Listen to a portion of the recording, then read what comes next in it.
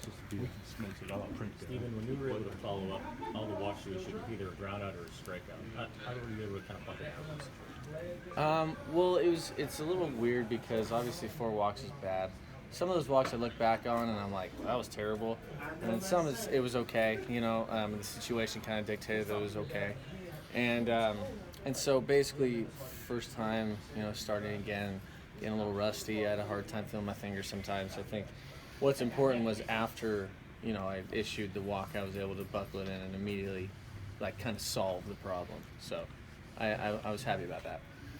Hell, Votto and Hamilton 0 for 6 today. Those 2 names that you circle, preparing for it, given what they've done here. Yeah, I don't know if you know, but Billy Hamilton's super fast, so you try to want to keep him off the bases as much as possible.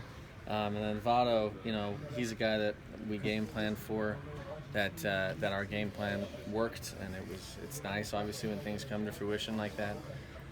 But yeah, those are guys because basically you don't want Hamilton on first when Votto comes up, it's just not good. Right. So it's kind of the two-edged sword that you're trying to avoid. Yeah.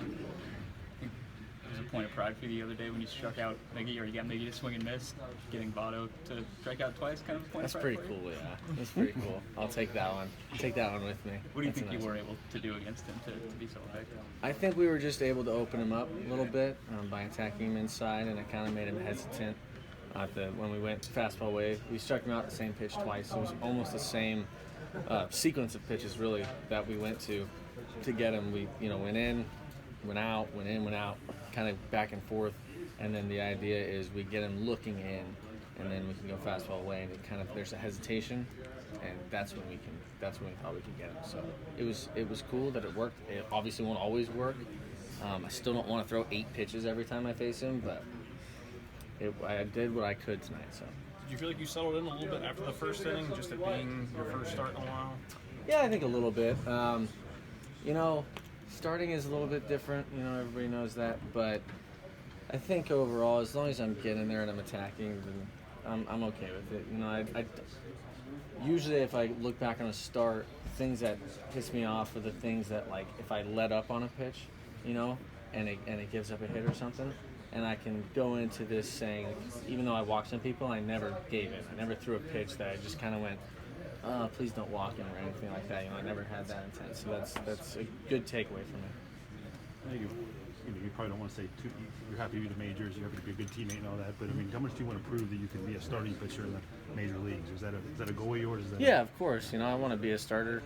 I think a lot of people do. Not everybody does, but it's definitely something I think that fits my repertoire and my mentality. So yeah, it's something I want to establish myself in the starting rotation, and I would love it to be here now. Obviously that's not really how it works. We'll see what happens, but yeah, I'm all cliches aside. Yes, I would love to be a starter. And I want to watch the team win. There's no point even saying it. Looking back in the spring when you found out you were going to be in the bullpen, were you surprised to get a start this early in the season? Yeah, definitely. It's kind of funny how that works out because you just have the whole spring. We're building up as a starter. You might be a starter, but probably go to the pen, and then go to the pen, and then they're like, oh, hey, just kidding, you're starting. So. I've been saying this year my whole goal is to be completely flexible as possible because I knew coming in that this was a possibility. It's kind of back and forth. So for now, screw it. I had a good start in my spot start or whatever it is. So we'll see what happens going forward. One said they were looking at about 80 for you. I think you hit 80 on the nose. Did you feel pretty good at the end there? I was kind of tired. I think they saw that, and that's why they started getting somebody loose. But it's the first time I've gone 5 innings since last year. Didn't do it in spring. The outing I was supposed to, I didn't get there. So yeah, I was tiring down a little bit. It'll be a good. I don't know what my schedule will be going forward yet, but once I figure that out, I'll be ready for whenever they need me. But it's cool. I guess it's funny because when you're a starter and you're built up and you're ready for 105, 107 pitches. And then 80 pitches would be like, this is nothing. Can't wait to go 7. And tonight it was like, oh man, that's a lot of pitches. So it's a different mentality. did you know Sunday or Monday or Saturday? And when did you know? Let's see, what is today? Thursday? It's Thursday. No, so I knew bullpen day. So 2 days, Monday's when I found out. Yeah. Even in the old days, they used to break guys into the big leagues, long relief, middle relief, and then ease them into a starting role. Do you think there's something to be said for that, pitching a little bit in relief?